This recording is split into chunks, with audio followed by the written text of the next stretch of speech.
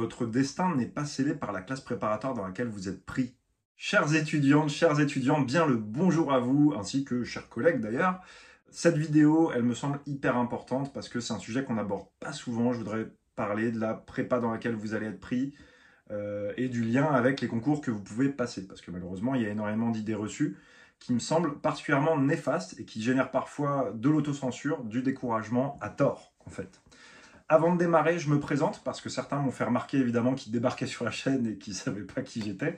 Donc c'est légitime de me présenter de temps en temps. Je m'appelle Raphaël Blaro, je suis professeur de chimie en classe préparatoire à Toulouse et je suis passionné par mon boulot et par la chimie, si bien que j'ai 2 chaînes YouTube consacrées à ça. Vous avez la chaîne YouTube Blablaro au labo, qui est consacrée à la vulgarisation scientifique, à la chimie, et il y a aussi des vidéos d'enseignement. Et cette chaîne YouTube-là, Blablaro au tableau, qui est vraiment une chaîne pour les étudiants et les professeurs, pour l'enseignement supérieur. D'accord? Donc typiquement programme de prépa, PCSI, PC. Et puis des petits conseils, des euros blancs de TIPE, etc. Bref, le sujet du jour, c'était vraiment ça. Parce que lui, il me tient à cœur depuis longtemps et j'ai discuté avec des collègues dont les élèves ont fait des choix terribles. Et je voulais qu'on parle un petit peu de tout ça. Ça me paraît vraiment essentiel de remettre les choses au clair. Donc, le message, c'est vraiment la prépa dans laquelle vous êtes pris ne scelle pas votre destin. Même si vous dites « Ah, je voulais telle prépa, j'ai pas été pris, finalement je suis dans une prépa moins élitiste, plus modeste, d'accord ?» Eh bien, ça va pas forcément sceller votre destin. Alors, si on regarde les chiffres, on arrive certes à quelque chose de trivial, qui est que les étudiants qui intègrent les écoles les plus sélectives sortent des prépas les plus sélectives en majorité. D'accord? Mais ça, c'est, on va dire, l'effet de masse, parce que, effectivement, il y a un regroupement de très bons étudiants dans ces prépas-là. Pour autant, en tant qu'étudiant, raisonnez plutôt à l'échelle individuelle. Si vous avez le choix entre plusieurs classes préparatoires, et ça aussi, je l'ai vu plusieurs fois, c'est-à-dire des étudiants, des fois, qui vont choisir la prépa moins prestigieuse. Alors, il y en a qui ne sont pas pris et qui, après coup, ça se passe bien. Et il y en a même des fois qui choisissent la prépa moins prestigieuse dans leur région, simplement parce qu'ils ont fait les portes ouvertes. Ils ont vu qu'ils s'y sentaient mieux. Ils ont vu que voilà, l'ambiance leur plaisait. Ils vont être plus près des parents, etc., etc. Tout un tas de critères. La prépa plus sélective, elle aura aussi des avantages. D'accord ? Ce que je veux dire, c'est qu'il y a un ensemble de cases à cocher. Il y a un ensemble de critères qui fait que vous serez mieux dans tel ou tel établissement. C'est pas pour dire qu'une prépa plus ou moins prestigieuse est mieux que sa voisine. C'est juste pour dire qu'en fait, chaque classe prépa est différente. Chaque classe prépa peut avoir ses avantages. Moi, personnellement, dans ma carrière, j'ai vu un petit peu les différentes modalités. Et je peux vous assurer que dans certaines prépas dites de proximité, donc qui semblent moins recommandées, c'est sûr que ce n'est pas les prépas dont on va vous parler dans Le Monde et compagnie, parce qu'ils vont ne parler que des très grandes prépas avec vraiment l'élite de l'élite. Mais au final, ces prépas de proximité sont sûrement celles qui sont les plus représentatives sur le territoire. Malheureusement, on n'en parle pas assez et elles font un travail extraordinaire. Et ce que je veux vous dire, c'est que moi, pour avoir bossé aussi dedans, on se retrouve avec des étudiants des fois qui ont choisi d'y venir parce qu'ils s'y sentent bien. Et lorsqu'ils font le nécessaire, très franchement, on peut atteindre des objectifs étonnants. D'ailleurs, certains d'entre eux maintenant sont devenus aussi des collègues, sont devenus normaliens, etc. Donc bref, tout ça pour dire que sans passer par les très très grosses prépas, les prépas, on va dire, avec les meilleurs résultats, les meilleures statistiques, on peut quand même atteindre parfois les meilleures écoles, tout simplement parce qu'on arrive dans un cadre où on est bien, où les professeurs vont bien nous encadrer, ou peut-être la classe est un peu plus petite, du coup le professeur a un petit peu plus de temps à consacrer. Bref, il y a tout un tas de facteurs, donc tout ça pour vous dire, là, ceux qui se disent peut-être « mince, j'ai pas été pris là où je voulais parce que je voulais le truc top niveau », ce sont les étudiants qui font le niveau de l'établissement. Et vous pensez souvent que c'est l'inverse, c'est-à-dire que j'ai tendance à voir que les élèves souvent surestiment les établissements, surestiment les professeurs, mais en fait c'est vous. Si vous êtes bon, point barre. D'accord ? Que vous soyez dans un établissement A ou un établissement B, l'encadrement va peut-être un petit peu changer, mais en réalité, si vous êtes bon et que vous vous donnez à fond, alors ça va fonctionner. Et cette vidéo me tenait à cœur parce que je reçois souvent des messages d'étudiants qui des fois se sont un petit peu auto-déstructurés en disant « Ah mais je suis dans une petite prépa ». Bon déjà j'aime pas trop ce mot-là, mais ok. Du coup je pourrais pas avoir centrale ou je sais pas quoi, je me décourage un peu parce que je sens qu'on fait des exercices trop faciles.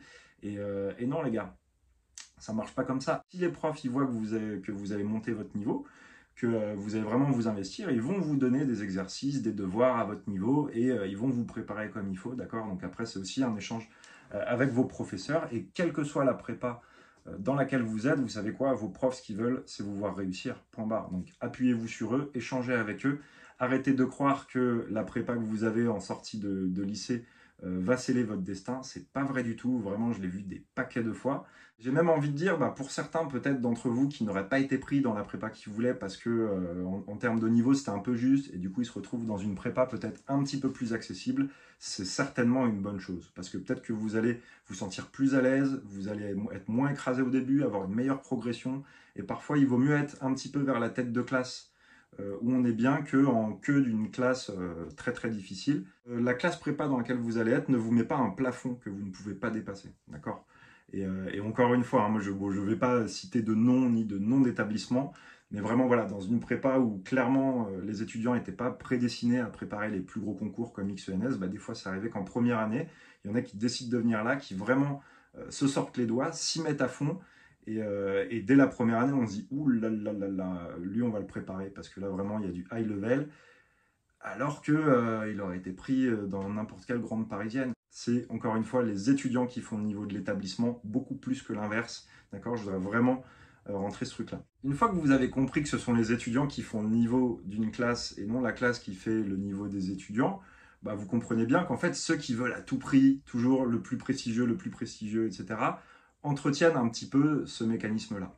À ce sujet, j'ai même une collègue qui va sûrement se reconnaître, qui m'a dit le choix terrible dont je parlais tout à l'heure. Elle a des étudiants carrément qui ne voulaient que les prépas très difficiles et ils n'ont pas mis d'autres vœux. Et du coup, ils n'ont pas été pris en prépa et ça, c'est très dommage. Donc, je vais le dire franchement, mais c'est malheureusement une grossière erreur parce qu'ils auraient peut-être eu des meilleures écoles en acceptant de prendre des prépas qui ne valaient pas le coup, peut-être selon eux. Mais au final, qui les aurait sans doute portés beaucoup plus haut que des prépas dans lesquels ils se seraient crachés et donc ils n'ont pas été pris. J'ai bien conscience qu'en fin de terminale, c'est très dur de se situer, mais du coup, le conseil que je peux vous donner, c'est écoutez vos profs, en fait, eux, ils savent vous conseiller la plupart du temps. Ça permet d'éviter ce genre de déception. Bref, voilà, donc à ceux qui sont dans des prépas dites modestes, ne vous auto-censurez pas. Si vous avez des objectifs élevés, foncez. Donnez le maximum de vous-même, bossez. En général, en première année, on commence à se faire une idée, mais certainement pas avant, certainement pas avec les notes de terminale, certainement pas avec la prépa dans laquelle vous êtes pris. Ça, c'est largement pas suffisant pour déterminer sur quel type de concours vous allez pouvoir aller et être à l'aise. Donc, ça va plutôt être deuxième partie de première année. Donc voilà, ne vous auto-censurez pas, c'est vraiment ça mon message. Si vraiment il y a quelque chose qui vous tient à cœur, donnez-vous à fond, intelligemment, d'accord ? Ne vous cramez pas, continuez de maintenir le plaisir d'apprendre, ça je pense que c'est une des clés essentielles de la prépa, il y a beaucoup de boulot, mais il ne faut pas pour autant, faut pas faire une overdose non plus, donc montez la charge de travail progressivement, essayez d'acquérir des bonnes méthodes, pour ça demandez conseil à vos professeurs, ils sauront vous conseiller comme il faut, et puis n'oubliez pas, on garde un petit peu de loisir, toujours ça c'est important, je pense que je ferai une vidéo dédiée juste pour ça, parce que je sais que c'est une des grandes difficultés quand on arrive en classe préparée. Je n'arrive plus à parler. C'est une des grandes difficultés quand vous arrivez en classe prépa, c'est avec toute la charge de boulot, toutes les modifications, de conserver un peu de loisir. Mais pour autant, ça fait vraiment la différence. Essayez de voir les choses sur le long terme. 2 ans, il faut quand même s'organiser pour prendre du plaisir, avoir vos activités, tout en progressant chaque semaine.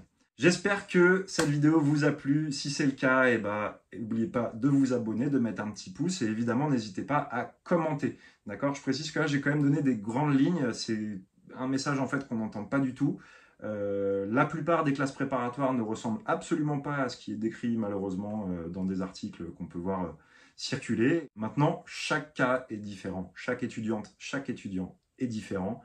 Et c'est pour ça que rien n'est scellé, encore une fois, comme je vous l'ai dit. Donc, je vous souhaite une bonne rentrée à tous. Et je vous dis à bientôt au labo, au bureau, et je vous dis à bientôt pour une nouvelle vidéo.